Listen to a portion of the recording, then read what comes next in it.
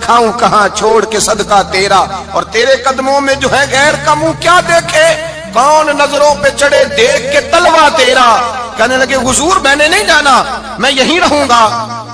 چچا اور باپ نے دیکھا تو کہنے لگے بیٹا تو غلامی چھوڑ کے نہیں جائے گا، تو ملازمت چھوڑ کے بادشاہی میں نہیں جائے گا؟ تو آپ کے والد کو آپ فرمانے لگے ابا جی ذرا 2 گھڑیاں یہاں رہ کے تو دیکھیں، یہاں 2 گھڑیاں رہ کے تو دیکھیں۔ فرمایا یہاں ملازموں کا وہ اعزاز ہے جو شہزادوں کا ہوا کرتا ہے، یہاں خادموں کی وہ عزت ہے، اور پتہ پھر ان کو مقام کیا ملا؟ یہ واحد شعبیاں جن کا نام اللہ نے قرآن پاک میں بیان فرمایا ہے، نام اللہ نے قرآن مجید میں بیان فرمایا۔ حضور کا اپنے غلاموں کے ساتھ جو تعلق تھا، اپنے ملازموں کے ساتھ جو رشتہ تھا، بڑا آدمی آتا ہے نا، بڑا آدمی تو لوگوں کی سانس سوکھ جاتے ہیں، اٹھ کے ملتے ہیں، بڑا کچھ کرتے ہیں۔ مزدور آتا ہے تو لوگ اوئے کہہ کے پکارتے ہیں، ان کو خبر ہی نہیں کہ اس شخص کا اعزاز کتنا ہے۔ حضرت انس بن مالک رضی اللہ تعالیٰ عنہ فرماتے ہیں میں چھوٹا سا تھا، میری اماں مجھے حضور کے گھر چھوڑ گئی، میں نے 10 سال نوکری کی نبی پاک کی۔ کتنے سال بولیے؟ 12ویں دن لوگ کہتے ہیں بس بھائی ختم ہو گیا، اب فرینکنس ہو گئی ہے، اب جو مرضی تیرے ساتھ کریں گے۔ 10 سال نوکری کی میں نے، لیکن جناب انس فرماتے ہیں نبی پاک نے کبھی مجھے اف تک بھی نہیں کہا تھا، اف تک بھی نہیں کہا تھا، اف تک بھی۔ حضور نے بھیجا جاؤ فلاں آدمی کو بلا کر کے لاؤ۔ حضرت انس بن مالک رضی اللہ تعالیٰ عنہ فرماتے ہیں میں بلانے گیا، بچہ تھا چھوٹا سا، رستے میں بچے کھیل رہے تھے تو میں ان کے ساتھ کھیلنے لگا، محو ہو گیا، مجھے پتہ ہی نہ چلا وقت کا۔ حضور نے جب مجھے بھیجا تو فرمایا جلدی جانا اور جلدی آنا، اب مجھے خبر ہی نہیں، بڑی دیر ہو گئی۔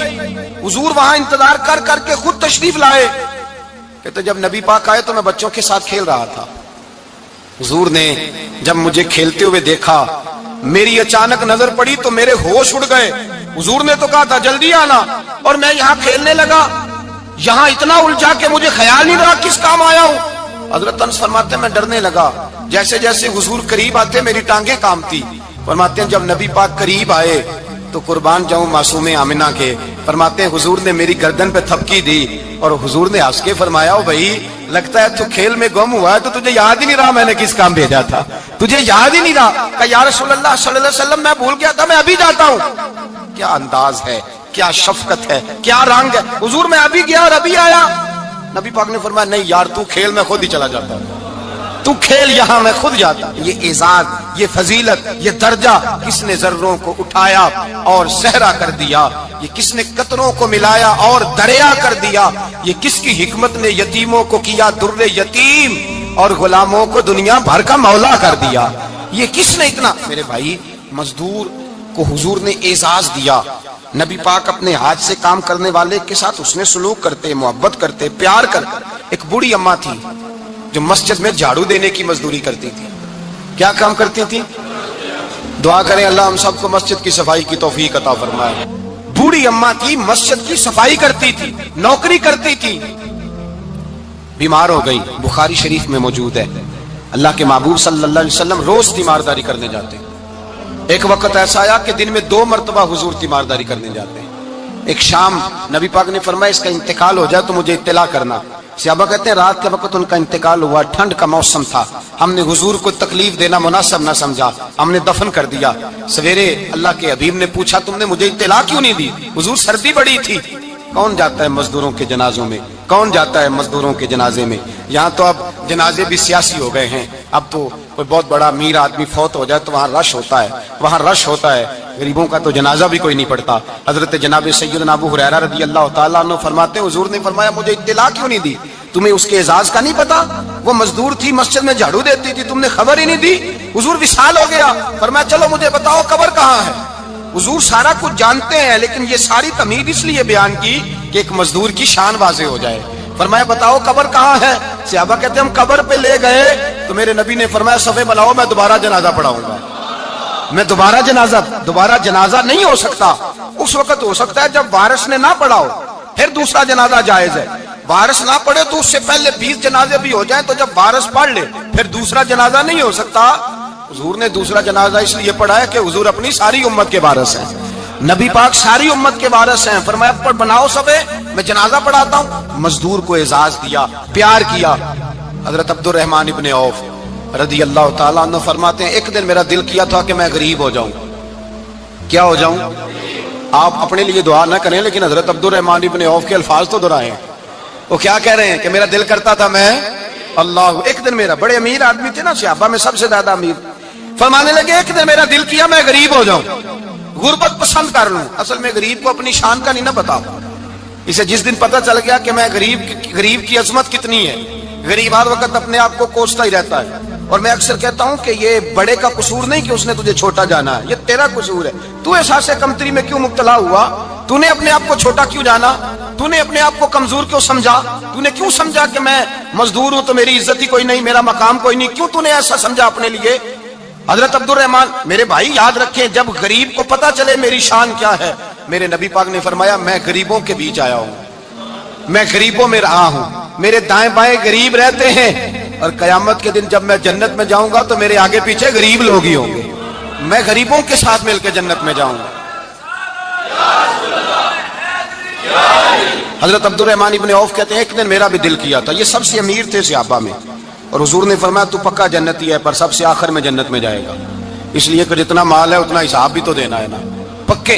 حضرت عبد الرحمن ابن عوف کہتے ہیں ایک دیہڑے دل کیا تھا کہ میں ماڑا ہوتا، میں غریب ہوتا، میں غریب ہوتا، یہ دل کیا میرا. کہا کس طرح؟ فرمانے لگے ایک مزدور صحابی تھے حضرت سعد انصاری نام تھا، وہ حضور سے ملنے آئے، جب انہوں نے ہاتھ ملایا نا نبی پاک سے تو حضور نے ان کا ہاتھ تھام لیا.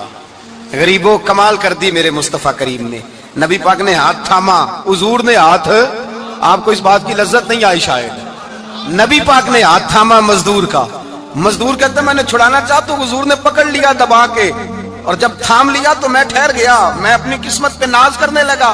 حضور نے میرا ہاتھ کھولا، کہتے ہیں ہاتھ پہ چھالے تھے، جگہ جگہ چھالے بنے ہوئے تھے. تو نبی کریم صلی اللہ تعالی علیہ وآلہ وسلم نے ہاتھ کھول کے فرمایا سعد یہ کیا ہوا؟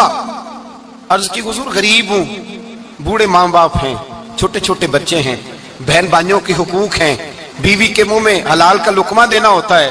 یا رسول اللہ پھاوڑا لے کے، کئی لے کے، کدال لے کے، بیلچا لے کے مزدوری کرتا ہوں، میدان میں نکلتا ہوں، صبح سے گیا تھا اب آیا ہوں، ہاتھوں میں نشان پڑ گئے ہیں. حضرت عبد الرحمن ابن عوف فرماتے ہیں جس کے قدم چومنے کو دنیا ترسے، اس رسول نے سر مبارک جھکایا اور غریب کے ہاتھ کو چوم لیا. نبی پاک نے بوسہ دیا اور پھر فرمایا کیا؟ فرمایا یہ وہ ہاتھ ہیں جن سے خدا بھی پیار کرتا ہے، محمد مصطفیٰ بھی محبت فرماتے ہیں. نبی رحمت علیہ السلام نے فرمایا یہ تیرا وہ ہاتھ ہے جس سے اللہ بھی پیار کرتا ہے اور اللہ کا. تو مزدور کو پھر ناز کرنا چاہیے کہ پریشان رہنا چاہیے؟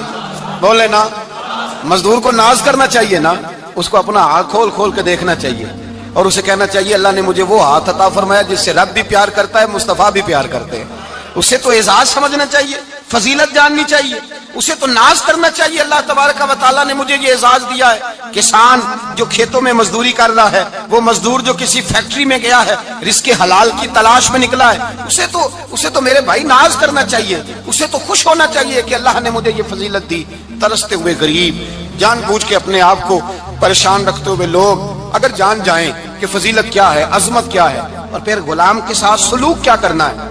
ایک یہودی کا بیٹا نبی پاک کی خدمت کرتا تھا اکثر، یہودی کا بچہ، وہ بیمار ہو گیا، روز آتا تھا، چھوٹے موٹے کام کرتا تھا، بیمار ہو گیا. حضور نے فرمایا چلو تیمارداری کرنے چلتے ہیں. کس کی؟ جی غلام کی، نوکر کی. یہاں صاحب کہتے ہیں 5000 روپیہ لے جاؤ، وہ بڑے احسان کے ساتھ 5000 روپیہ لے جاؤ اور دے آنا، اور اسے کہنا سردی پوچھ رہے تھے تیرا کیا حال ہے، وہ بات ختم ہو گئی. حضور بنفس نفیس گئے اور غریب کا گھر تھا، وہ یہودی باہر نکلا جس کا بیٹا بیمار تھا. تو کہتا جب دروازے پہ میں نے مسلمانوں کے نبی کو کھڑے دیکھا تو میرے پیروں تلے زمین ہی نکل گئی. میں نے کہا حضور مجھ غریب کی کٹیا میں کیسے آئے؟ پر میں تجھے پتا ہے نا تیرا بچہ میری نوکری کرتا تھا یا بیمار ہو گیا، میں تیمارداری کرنے آیا. وہ یہودی کہتا مجھے خیال یقین ہی نہ آئے کہ میرے گھر میں حضور تو امیر حرم، میں غریب بے نوا، تو کجا من کجا، میرے گھر میں حضور آئے. کہتے کہاں ہے ہمارا پیارا؟ حضور وہ لیٹا ہوا ہے. صحابہ کہتے ہیں نبی پاک سرانے گئے تو اس کا آخری وقت تھا، تھوڑا سا ٹائم تھا. میرے مصطفیٰ نے فرمایا تو میری نوکری کرتا تھا، آج میں تیری تیمارداری کرنے آیا ہوں. غلاموں سنو، جو رسول اللہ کی نوکری کرے آخری وقت آئے تو اللہ کے رسول پہنچ جایا کرتے ہیں، حضور پہنچ جایا کرتے ہیں. نجم کی ہے خدا آرزو ہے یہی، عاشق زار کی آبرو ہے یہی، موت کے وقت سر ان کے قدموں میں ہو، دید ہوتی رہے دم نکلتا رہے. حضور پہنچ جاتے ہیں. نبی پاک تشریف لائے، بیٹھے سرانے. کہ حضور نے جب اپنا برف سے ٹھنڈا اور کستوری سے زیادہ خوشبو والا ہاتھ اس کے بالوں میں پھیرا، آنکھیں کھولی، حضور نے فرمایا چل کلمہ پڑھ جا، چل میرا کلمہ پڑھ جا۔ ساری دنیا در رسول پہ آ کے کلمہ پڑھے اور حضور اسے کلمہ پڑھانے گھر تشریف لے گئے۔ یہ ایک مزدور کو، ایک محنت کرنے والے کو اعزاز دیا، گھر گئے کلمہ پڑھ لے۔ اس نے اپنے والد کی طرف دیکھا اور والدہ کی طرف دیکھا، ماں باپ یہودی ہیں، رونے لگے، کہنے لگے بیٹا یہ ہم سے زیادہ بڑھ کر تیرے حق میں خیر خواہ ہے، جیسے کہتے ہیں کر لے۔ اس نے کلمہ پڑھا اور حضور کی گود میں لوٹ پوٹ ہونے لگا، کلمہ پڑھا، روح پرواز کر گئی۔ شارحین کہتے ہیں جب نبی پاک وہاں سے نکلے تو حضور نے فرمایا اٹھاؤ اس کی میت کو۔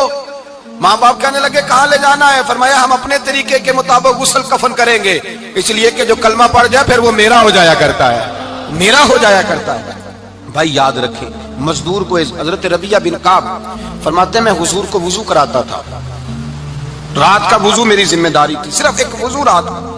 ہمارے ہاں تو 25 سال مزدور مزدوری کر کے چلا جاتا ہے، پر وہ مزدور ہی رہتا ہے، وہ مزدور ہے، اس کا کوئی اعزاز نہیں، کوئی اس کے لیے وہ کہتے ہیں اب بابا جی آپ کو کھانسی زیادہ آتی ہے، اپنے بیٹے کو لگا دیں، کسی اور کی ڈیوٹی لگا دیں، اب آپ کام نہیں کر سکتے۔ 25 سال نوکری کی، ملا کیا؟ حضرت ربیعہ کہتے ہیں میں وضو کراتا تھا رات کا، میرے نبی پاک نے فرمایا شادی کیوں نہیں کرتا؟ تو میں نے کہا یا رسول اللہ نہ میرے پاس حسن ہے، نہ پیسے ہیں، نہ کوئی کاروبار ہے، مجھے کون رشتہ دے گا؟ میرا روپ بھی نہیں تے میرا رنگ بھی نہیں، میں نے یار مناؤن دا ٹنگ بھی نہیں، کون مجھے رشتہ دے گا؟ کہتے ہیں حضور خاموش ہو گئے۔ دوسرا دن آیا تو میں وضو کرانے پہنچا تو نبی پاک نے فرمایا شادی کیوں نہیں کرتا؟ کہتے ہیں میں نے کہا حضور کون رشتہ دے گا؟ وہی 3 باتیں دہرائیں، نہ پیسے ہیں، نہ حسن ہے، نہ کوئی کاروبار ہے، نہ مکان ہے۔ فرمایا حضور نے تیسرے دن پھر کہا، جب دوسرا دن ہوا نا تو حضور نے کہا، حضور خاموش ہوئے میرے جواب پر۔ میں نے کہا یار کتنا بیوقوف ہوں، حضور روز پوچھتے ہیں اور میں جواب ہی نہیں دیتا۔ کہتے ہیں تیسرے دن میں نے ارادہ کیا آج نبی پاک پوچھیں گے تو میں کہوں گا حضور جیسے دل کرتا ویسے ہی کرا دیں۔ کہتے ہیں تیسرے دن میں گیا، سارا وضو کرا لیا پر نبی پاک نے پوچھا ہی نہیں۔ میں ارادہ کر کے گیا تھا کہ آج پوچھیں گے تو بتا دوں گا، حضور نے پوچھا ہی نہیں۔ فرماتے ہیں وضو مکمل ہو گیا، میں دروازے تک چلا گیا تو مصطفیٰ نے آواز دی، فرمایا واپس پلٹنا۔ میں پلٹا تو حضور نے فرمایا تو شادی کیوں نہیں کرتا؟ کہتے ہیں میں کھل کے مسکرایا، میں نے کہا محبوب تیرے کرم پہ قربان جاؤں، کیا انداز محبت ہے، حضور مہربانی کریں کرا دیں۔ فرمایا فلاں سردار کے پاس جا، ایک وضو کراتے ہیں اور اعزاز حضور نے کتنا دیا، جا سردار کے پاس اور اسے جا کے کہہ کہ اللہ کے رسول فرماتے اپنی بیٹی کا نکاح تیرے ساتھ کر دے۔ فرماتے میں گیا، ماں باپ کو بڑی فکر ہوتی ہے بیٹیوں کی، وہ کہنے لگا میں شام کو خود نبی پاک کی بارگاہ میں آؤں گا۔ کہتے میں باہر نکلنے لگا تو وہ بچی پردے کی اوٹ سے بولی، کہنے لگی غلام ٹھہر جا، ابا جی آپ کو میری فکر ہے، اماں جی میری فکر ہے، میری فکر نہ کریں اور یہ نہ دیکھیں آیا کون ہے، یہ دیکھیں بھیجا کس نے ہے۔ آپ مجھے حوالے کریں نبی پاک کے، حضور کے حوالے کریں، اللہ رسول مجھے کبھی ضائع نہیں کریں گے۔ حضرت ربیعہ کہتے ہیں حضور نے میری شادی کا بندوبست کیا۔ حضرت بریدہ سلمی سے کہا کہ تو اس کے لیے کھجور کی گٹھلی کے برابر سونا لا۔ حضرت حارثہ بن نعمان سے کہا تو اس کے لیے ایک کمرے کا حجرے کا بندوبست کر۔ حضرت عثمان غنی سے کہا تو نے ولیمہ کرانا اس کا۔ فرمایا میں تو تھوڑی نوکری کرتا تھا، مصطفیٰ نے ساری زندگی کا ہی بندوبست فرما دیا۔ یہ مزدور کے ساتھ حضور کا انداز ہے۔ پہلے میں نے شروع میں کہا کہ مزدور اس بات کو سمجھتا ہی نہیں کہ اس کا مقام کتنا، وہ اس بات کو جانتا ہی نہیں اللہ نے اسے اعزاز کتنا دیا ہے۔ ملت کا جوان سب سے پہلے تو کبھی کسی کی جیب کی طرف نہ دیکھے، اور یہ بات یاد رکھ لیں، درجنوں بزرگوں کے ارشادات کی روشنی میں ایک موٹی بات بیان کر رہا ہوں، توجہ ہے میری بات پر؟ جس کی توجہ دوسروں کی جیب پہ ہوتی ہے وہ رسوا ہو جاتا ہے۔ کاہل لوگ جو زندگی میں صرف ہاتھ پھیلانے کے عادی ہوتے ہیں، ان کے دامن میں سوائے رسوائی کے کچھ نہیں آتا، ان کے حصے میں سوائے بدنامی کے کچھ نہیں آتا، اور جو اپنی بازو کی قوت کے زور پر، اقبال کہتے ہیں اپنی دنیا آپ پیدا کر اگر زندوں میں ہے، سر آدم ہے ضمیر کن فکاں ہے زندگی، اپنے لیے خود جینا سیکھیں، ملت کے لیے کچھ کرنا سیکھیں۔ معاشرے کے اندر اس سے ادھار پکڑ کے اس کو دے دیا تو اس سے پکڑ کے اس کو دے دیا، 2 دن اس کے پاس چلے گئے لینے تو 4 دن اس کے پاس چلے گئے، کبھی کو دوست باہر سے آ گیا تو اس کے پیچھے بھاگنے لگے، چاپلوسی کرنے لگے، 2-4 جوڑوں کی خاطر، ایک موبائل کی خاطر، چھوڑیں اس دھندے سے باہر آئیں۔ میں نے کہا ایک پیشہ برا ہے، ایک پیشہ، اور وہ ہے ہاتھ پھیلانا، باقی کوئی پیشہ برا نہیں۔ 18 گھنٹے مزدوری کرو، نکلو باہر، نکلو میدان میں آؤ، جدوجہد کرو، مزدوری کرو جب تیرا ہاتھ مزدوری تک جائے، اور یاد رکھو رزق حلال کھانا ہے اور رزق حلال ہی کھلانا ہے۔ یہ وقار ہے، رزق حلال مومن کا وقار ہے۔ جو لوگ لقمہ حرام کھاتے ہیں وہ اپنا وجود کھو بیٹھتے ہیں، روحانی طاقتیں کھو بیٹھتے ہیں۔ میرے اعلیٰ حضرت رحمت اللہ علیہ فرماتے ہیں جس کا نماز میں دل نہ لگے، جس کا مسجد جانے کو دل نہ کرے، جس کا عبادت پہ توجہ نہ ہو، جس کا دین کی طرف رغبت نہ ہو، اسے غور کرنا چاہیے کہ اس کا کئی رزق میں لقمہ حرام تو شامل نہیں ہو گیا۔ فرمایا جب لقمہ حرام شامل ہوتا ہے تو اللہ تبارک و تعالیٰ معرفت کا نور چھین لیتا ہے، پھر انسان کی زبان سے تاثیر چلی جاتی، پھر اس سے سجدوں کی جو کیفیت ہوتی ہے وہ روٹ جاتی ہے، درود و سلام کے ذائقے نصیب نہیں ہوتے۔ میرے مصطفیٰ کریم صلی اللہ علیہ وسلم گزر رہے تھے، ایک آدمی دعا مانگ رہا تھا، یا رب یا رب یا رب یا رب کہہ رہا تھا۔ نبی پاک نے فرمایا یہ قیامت تک بھی دعا مانگے تو اس کی قبول نہیں ہوگی۔ صحابہ نے کہا حضور آپ تو رحمت للعالمین ہیں اور آپ فرما رہے ہیں اس کی دعا قبول نہیں ہوگی۔ نبی پاک نے فرمایا اس لیے قبول نہیں ہوگی کہ جو کپڑے پہنے ہیں وہ بھی حرام پیسوں کے ہیں، اور جو اس نے کھایا ہے وہ بھی حرام پیسوں کا ہے، اور جو پیا ہے وہ بھی حرام پیسوں کا ہے۔ کیسے اس کی التجا اس کی بارگاہ میں قبول ہوگی جب یہ لباس سے لے کر خوراک تک اور خوراک سے لے کر مشروب تک ہر چیز ناجائز پیسے؟ تو معرفت کا حسن کیسے پیدا ہوگا؟ فجر میں آنکھ کیسے کھلے گی؟ قرآن پاک کی طرف دل کیسے جائے جب تیرے اندر رزق حلال جاتا ہے؟ حضرت بایزید بستامی فرماتے ہیں تو محنت کر کے حلال کی روٹی کھا، وہ تیرے وجود کے اندر جا کے نور بن جائے گی، اور ایسا نور بنے گی کہ وہ روٹی تجھے صبح خود جگا کے بیدار کرا کے اللہ کی بارگاہ میں جھکا دے گی۔ رزق حلال کھائیں، محنت کریں، جدوجہد کریں۔ حاتم طائی بہت بڑا سخی تھا۔ کسی شخص نے ایک دن حاتم طائی سے پوچھا کہ تو نے کبھی اپنے سے بھی بڑا سخی دیکھا ہے؟ کہنے لگا ہاں میں نے اپنے شہر کا ایک بابا دیکھا تو مجھ سے بھی زیادہ سخی ہے، مجھ سے بھی زیادہ سخی، مجھ سے بھی زیادہ تھا، تجھ سے زیادہ؟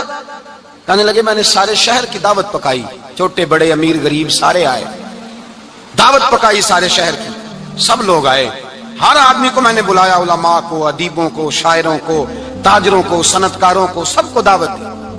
میں نے سوچا کہ ذرا دیکھوں تو صحیح پلٹ کے کوئی رہ تو نہیں گیا جو آیا نہ ہو۔ چہرے پہ میں نے نقاب ڈالا اور میں باہر نکلا، ایک ضعیف بزرگ لکڑ آ رہا، جنگل میں لکڑیاں کاٹ رہا ہے۔ میں اس کے پاس گیا تو میں نے کہا بابا تجھے نہیں پتا آج حاتم طائی کی دعوت ہے، تو نہیں گیا؟ کہنے لگا بیٹا مجھے خبر آئی تھی، اطلاع ملی تھی، پر میں نہیں گیا۔ تو کیوں نہیں گیا؟ کہنے لگے مجھے ہاتھ کی کمائی کر کے کھانے کا چسکا لگ گیا ہے، مزہ لگ گیا ہے ہاتھ کی کمائی کھانے کا، اب مجھے دوسرے کے دسترخوان پر ذائقہ نصیب۔ ہمارے معاشرے کا تو المیہ ہے، لوگوں کو لذت ہی دوسرے کے دسترخوان پہ آتی، مفت کی روٹی کا ذائقہ نصیب ہوتا ہے، مجھے اپنے ہاتھ کی کمائی کا ذائقہ لگ گیا ہے، اب میں وہاں نہیں جاتا۔ کہتے ہیں میں پلٹنے لگا تو بابے نے بلایا، کہنے لگا ادھر آ یار۔ میں گیا تو اس نے 5 آنے نکالے، کہنے لگا حاتم طائی کا جو بندہ لنگر پکانے والا ہوا نا، یہ 5 آنے اسے دے دینا، حاتم طائی کو ضرورت نہیں میرے پیسوں، تو بڑا امیر آدمی ہے، یہ اس کو دے دینا 5 آنے لنگر والے کو، اور اس کو کہنا بڑے بڑے نیک لوگ آئے ہیں دعوت میں، 5 آنے میرے بھی شامل کر لیں، اور میرے ہاتھ کی کمائی چلو میری بھی روٹی کوئی کھا لے گا، کوئی اچھا آدمی میرے حصے کے میرے دیے ہوئے پیسوں سے لقمہ کھا لے گا تو اجر مل جائے گا۔ حاتم طائی کہتے ہیں میں نے کھینچ کے نقاب اتارا اور بابے کو کہا یار سینے سے لگ جا، میں تو مالدار ہو کے سخی ہوں، تو غریب ہو کے بڑا سخی ہے، تو غریب ہو کے بڑا سخی ہے، تیرے اندر اتنی خودداری عزت نفس۔ میرے بھائی جس کا ہاتھ پھیلا ہوا ہے اس کا سمٹے گا نہیں، جس کا ہاتھ پھیلا ہوا ہے اس کا سمٹے گا نہیں۔ جس آدمی نے، میرے نبی پاک صلی اللہ علیہ وسلم نے فرمایا جس نے اپنی ذات پر سوال کا دروازہ کھول لیا اس نے اپنے اوپر فقر کا دروازہ کھول لیا، سوال کا مجھے دے دو مجھے دو۔ اسلام ایک پیشے کو ناپسند کرتا ہے اور وہ ہے مانگنے کا پیشہ، ہاتھ پھیلانے کا پیشہ، سوال کرنے کا پیشہ، اس کو ناپسند کیا ہے۔ باقی تو میرے حبیب پاک سید عالم صلی اللہ علیہ وسلم نے فرمایا اگر تو محنت کر کے روزی کماتا ہے تو پھر تو معمولی آدمی نہیں، پھر تو اللہ کا محبوب بن گیا ہے، پھر تو محبوب الہی ہو گیا ہے، پھر تو اللہ تبارک و تعالیٰ تجھ سے محبت فرماتا ہے۔ اگر تو محنت کرتا ہے، مشقت کرتا ہے، آگے بڑھتا ہے، روزگار کے لیے نکلتا ہے، پھر تو اللہ کا محبوب ہے۔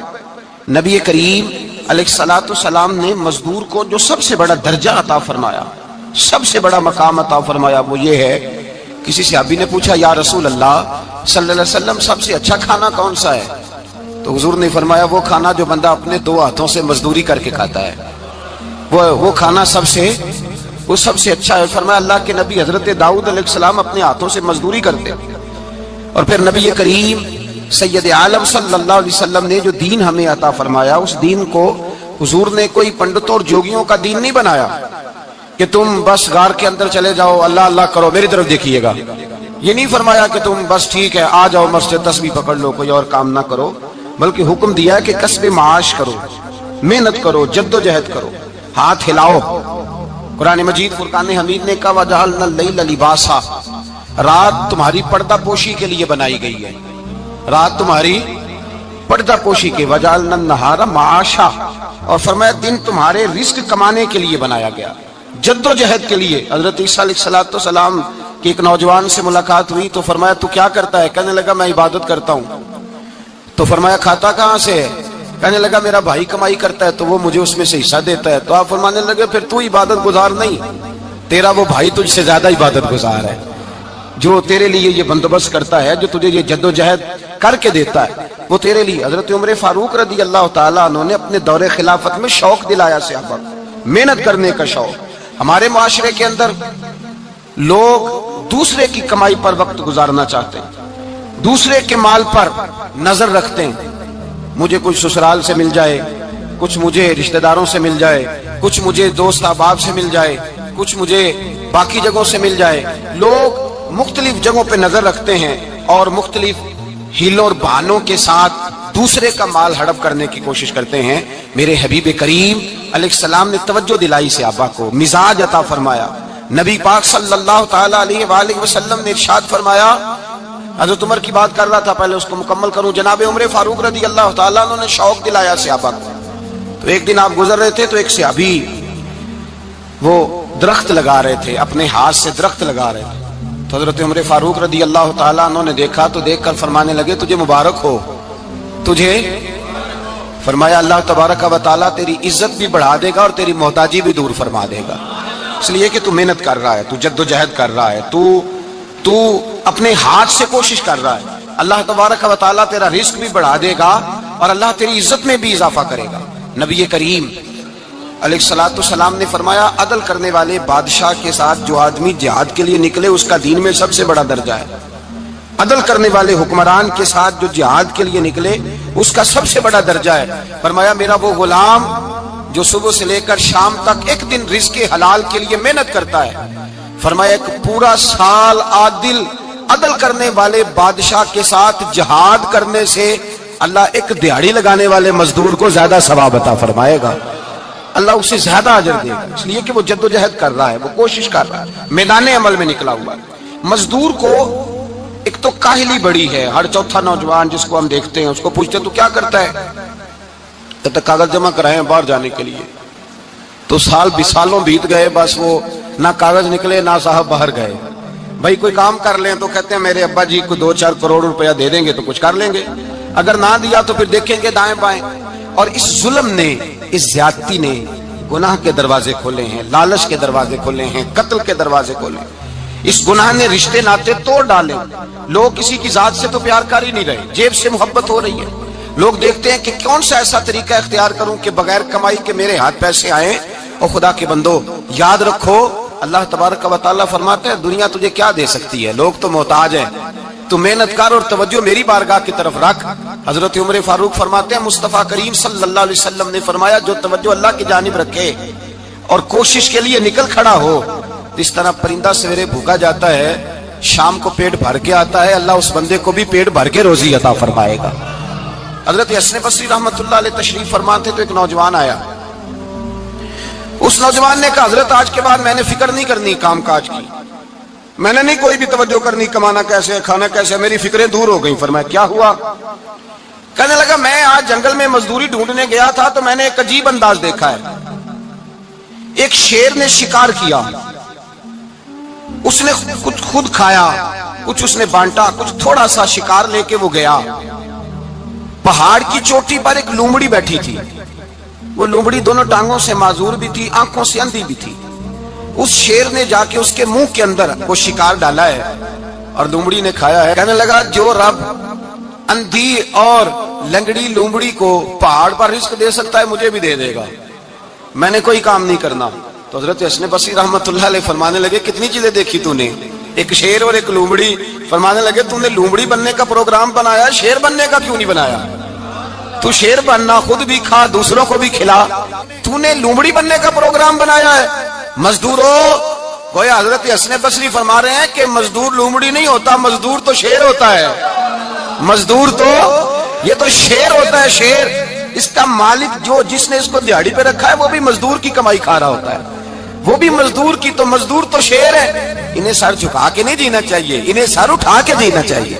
یہ تو بڑے قیمتی وجود کے لوگ ہیں جو مزدوری کرنے نکلتے ہیں، ان کے کچھ حقوق ہیں، کچھ حقوق۔ ہمارے حکمران بھی حقوق کا تعین کرتے ہیں، کہتے ہیں 15,000 سے زیادہ، یہ جو بجٹ آیا ہے نا اس میں 15,000 سے زیادہ، کہتے ہیں مزدور کی تنخواہ 15,000 ہونی چاہیے۔ کتنی جی؟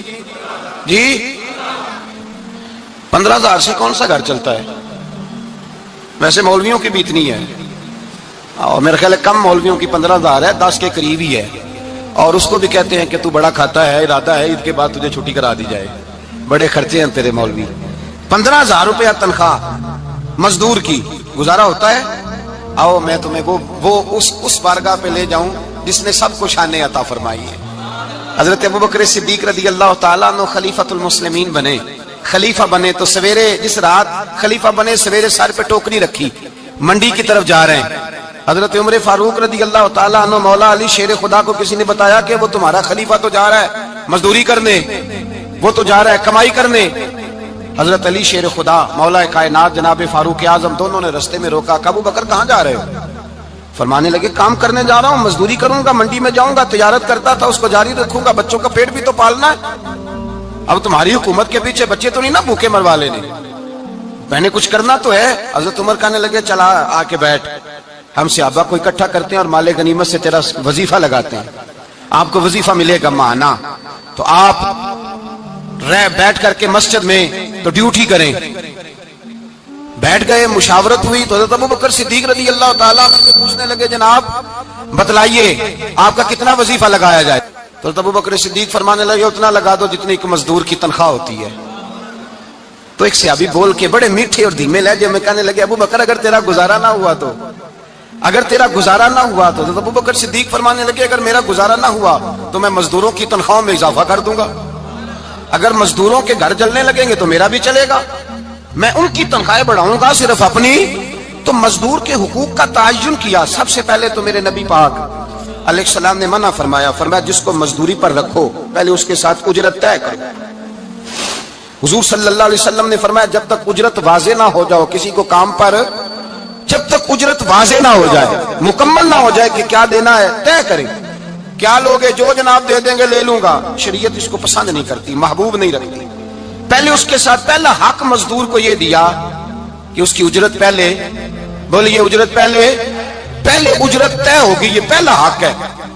اور مزدور کا دوسرا حق کیا بیان کیا میرے نبی پاک نے؟ فرمایا جب، اور یہ ایسی اعلیٰ بات ہے کہ جتنے حقوق لکھنے والے ہیں نا، جتنے بین الاقوامی سطح پر انسانی حقوق کا چارٹر بنانے والے ہیں، وہ کہتے ہیں کہ یہ ایسا نقطہ حضور نے بیان کر دیا ہے کہ اس سے آگے کو بڑھ ہی نہیں سکتا، یہ ایسی بات ہے کہ جس کی شرح بھی کوئی نہیں کر سکتا۔ میرے حبیب کریم علیہ الصلوۃ والسلام نے فرمایا پہلے طے کرو، اور کیا خوبصورت لفظ ہے، قانون بنا دیا۔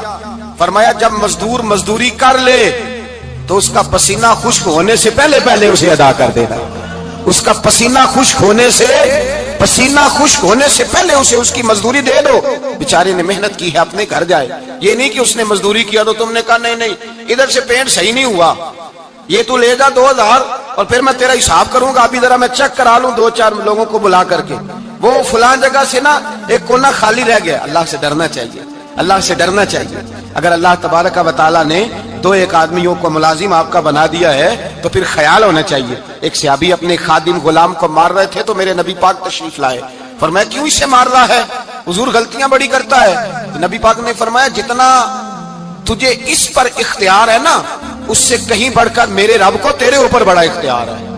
کہا حضور یہ بڑی غلطی کرتا ہے، میں آخر کتنا معاف کروں؟ تو حضور نے فرمایا اتنا معاف کر جتنا میرا رب تجھے معاف فرماتا ہے۔ پتہ ہے تیری صبح سے لے کر شام تک کتنی کوتاہیاں ہیں۔ درگزر کا حکم دیا، پہلا حق یہ دیا مزدوری طے کرو، دوسرا حق یہ دیا پسینہ خشک ہونے سے پہلے ادا کرو، تیسرا حق یہ دیا کہ اس سے درگزر کرو، غلطی ہو جائے تو درگزر کرو۔ تو یا رسول اللہ مزدوری کتنی دیں؟ میرے نبی پاک بخاری مسلم حضور سید عالم صلی اللہ علیہ وسلم نے فرمایا مزدور کا حق بیان کیا نبی پاک نے، اور ایک بات ارشاد فرمائی تو اس کے اندر کئی پہلو، ایک حدیث میں کئی پہلو بیان فرمائے۔ حبیب پاک نے فرمایا جیسا تم کھاتے ہو ویسا ہی اسے کھلانا۔ کوئی نہیں، آپ شاید سو رہے ہیں کچھ حضرات۔ جیسا خود کھاتے ہو ویسا ہی، بھئی بس ختم ہو گئی بات۔ اتنی بڑی بات کر دی سرکار نے۔ کبھی دیکھا ہے آپ نے کہ مزدور کو ایسے کھلایا جا رہا ہو جیسا مالی کھا رہے ہیں؟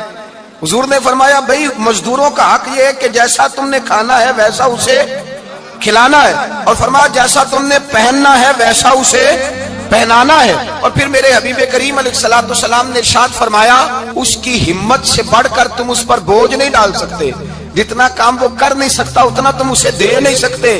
اور فرمایا اگر اتنا کام دینا ہے جو اس کی ہمت سے زیادہ ہے تو میں اس کے مالک کو کہتا ہوں وہ بھی اٹھ کے مزدور کے ساتھ کام پہ لگ جائے، اٹھے اس کے ساتھ کام میں شریک ہو جائے۔ مزدوری کا بھی تعین فرمایا، اور پھر اس کو کام کس مقدار کا دینا ہے، مزدور کو کس قدر زیادہ اس پر بوجھ ڈالا جائے گا، یہ بھی مصطفیٰ کریم نے بیان فرمایا۔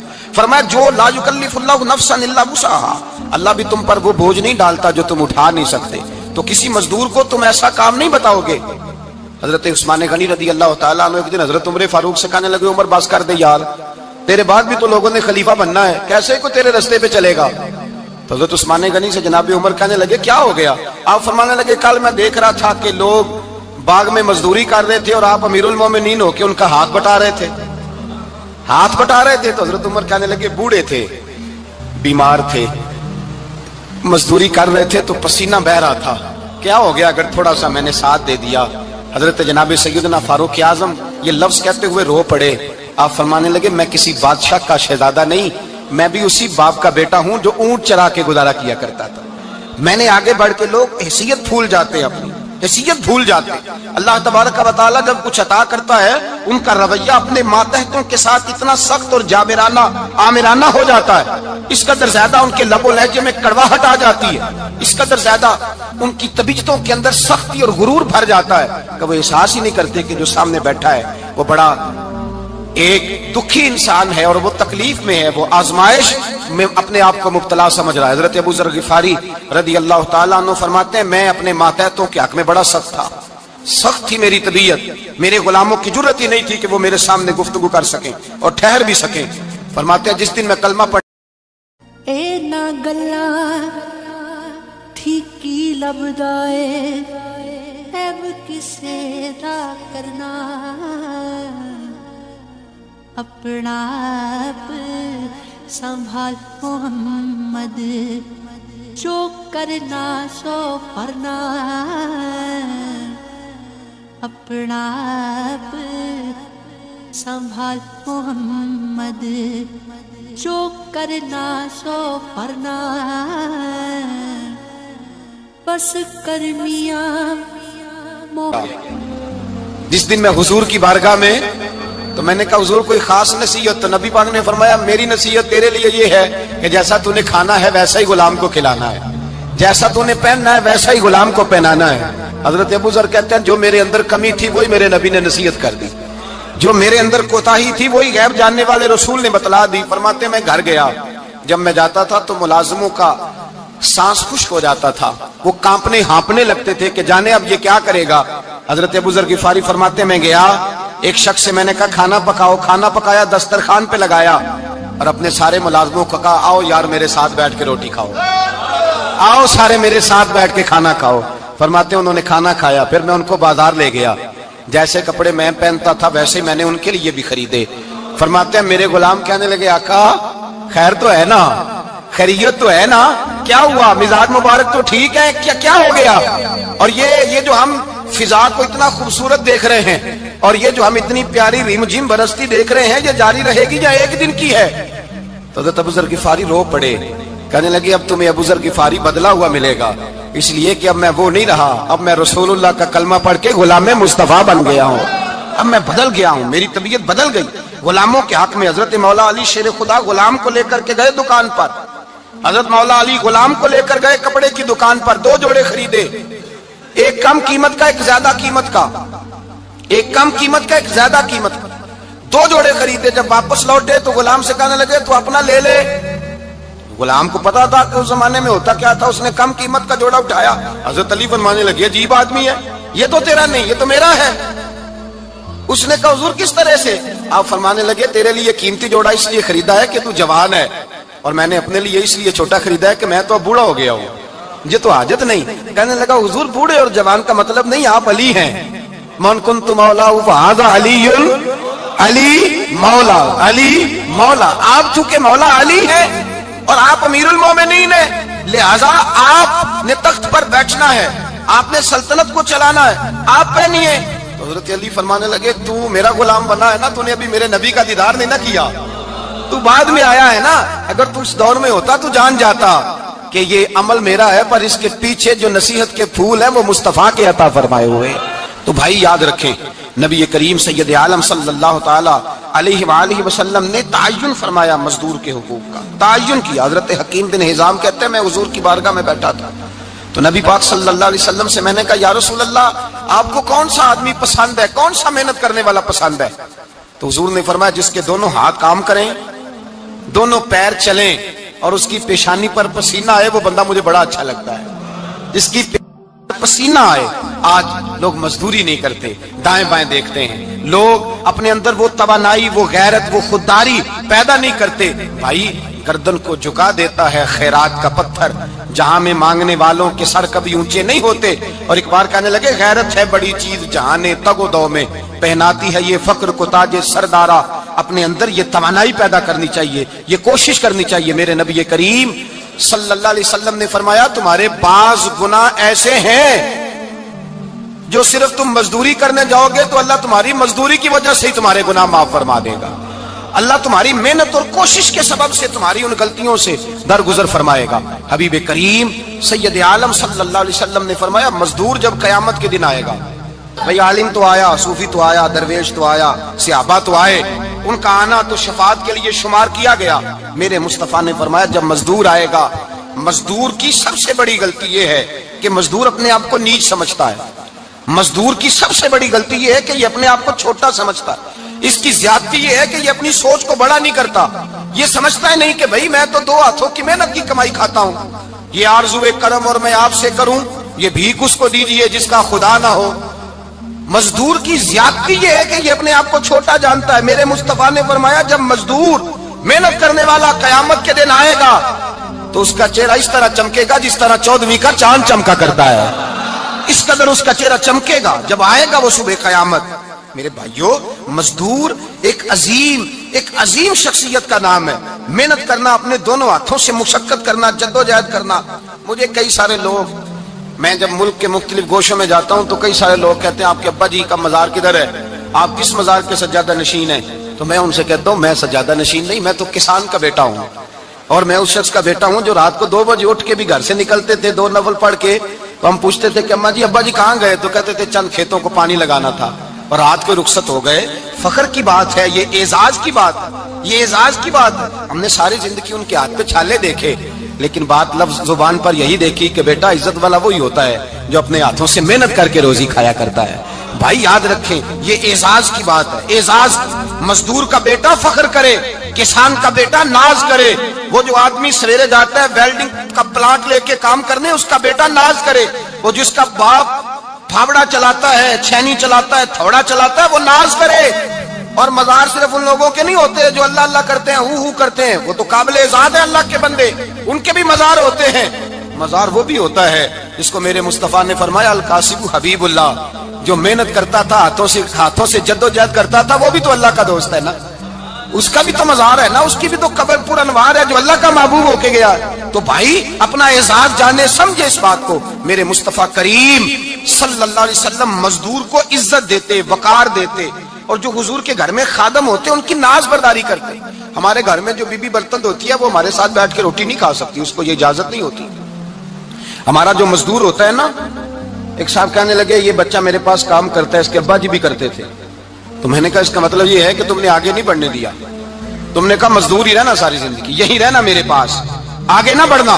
میرے مصطفیٰ کریم سید عالم صلی اللہ علیہ وسلم کے پاس جو لوگ کام کرتے تھے، محنت کرتے تھے، مشقت کرتے تھے، ہمارا ملازم ڈرتا ہے، کامتا ہے، وہ بات کرتا ہے تو صاحب جی کہتے کہتے زبان تھکتی ہے، 100 دفعہ موڈ کو دیکھتا ہے، گالیاں کھاتا ہے بیچارہ، اس کی عزت نفس کو اچھالا جاتا ہے، اس کو رسوا کیا جاتا ہے، اور وہ بیچارہ رات کو رضائی میں منہ دے کے روتا ہے کہ یار میرے نصیب صرف اس لیے کمزور ہیں کہ میں غریب کے گھر میں پیدا ہوا ہوں. ہم احساس نہیں کرتے, اور مزدور کو کبھی موقع مل جائے جان چھوٹنے کا تو بھاگ جاتا ہے. ہمارا کردار اور اخلاق ایسا نہیں ہوتا. حضرت زید بن حارثہ رسول اللہ کے غلام تھے, نبی پاک کے گھر میں جھاڑو دیتے تھے, برتن مانجتے تھے. یہ بچپن میں اپنے قبیلے سے گم ہو گئے تھے, کسی نے اغوا کر کے لا کر کے بیچ دیا, گم ہو گئے تھے. حضور کی بارگاہ عالی مرتبت میں لائے گئے. حضرت زید بن حارثہ سارا دن کام کاج کرتے.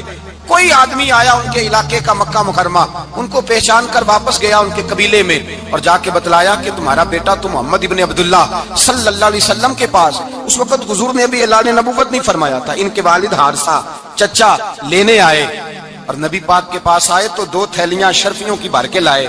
کہنے لگے حضور یہ پیسے لے لیں, 2 تھیلیوں میں پیسے ڈالیں, دینار ہے درہم ہے, حضور لے لیں, ہمارا بیٹا دے دیں.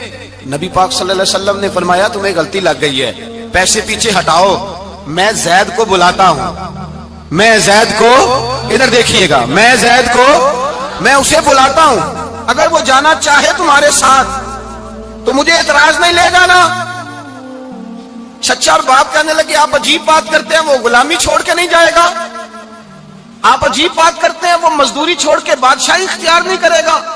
ہم کھاتے پیتے لوگ ہیں, اس کی ماں ترس گئی ہے اس کو ملنے کو, بہنیں روتی ہیں, وہ جائے گا نہیں. میرے حبیب نے فرمایا تم نے ابھی یہ ذائقہ چکھا نہیں, تمہیں اس کا پتہ نہیں, تو میں بلاتا ہوں, اگر جانا چاہے تو پیسوں کی ضرورت نہیں, لے جانا. حضرت زید کو پیغام دیا, آئے. حضور نے فرمایا وہ تمہارے والد کھڑے ہیں, وہ چچا ہیں, لینے آئے ہیں. جناب زید گئے, باپ کے گلے سے لگے. بچھڑے ہوئے باپ بیٹا ایک دوسرے کو مل کے کھول کے روئے. کہا بیٹا تیری ماں کی آنکھیں پتھر ہو گئی تیرا رستہ دیکھ کے, تیری بہنیں ترستی ہیں تیرے چہرے کے دیدار کو. بیٹا وہ گلیاں بھی روتی ہیں جن میں تو کھیلا کرتا تھا, پر اب فکر کی بات کوئی نہیں, اب کوئی پریشانی نہیں, میں پیسے لایا ہوں تجھے لے جاؤں گا. نبی پاک صلی اللہ علیہ وسلم نے دیکھا نا جب باپ بیٹے کی گفتگو ہو گئی, آنسو بہ گئے, بوجھ ہلکے ہو گئے, تو میرے قریب نے فرمایا زید اگر تم چچا کے ساتھ والد کے ساتھ جانا چاہو تو میری طرف سے اجازت ہے, تم جا سکتے ہو. یہ لفظ کہے تو جناب زید دوڑ کے حضور کے قدموں میں آ کے بیٹھ گئے, حضور کے قدموں میں بیٹھ گئے. اور گویا فاضل بریلوی علیہ رحمہ نقشہ بیان کرتے ہیں, کہنے لگے تیرے قدموں میں رہوں, غیر کی ٹھوکر پہ نہ ڈال, میں جھڑکی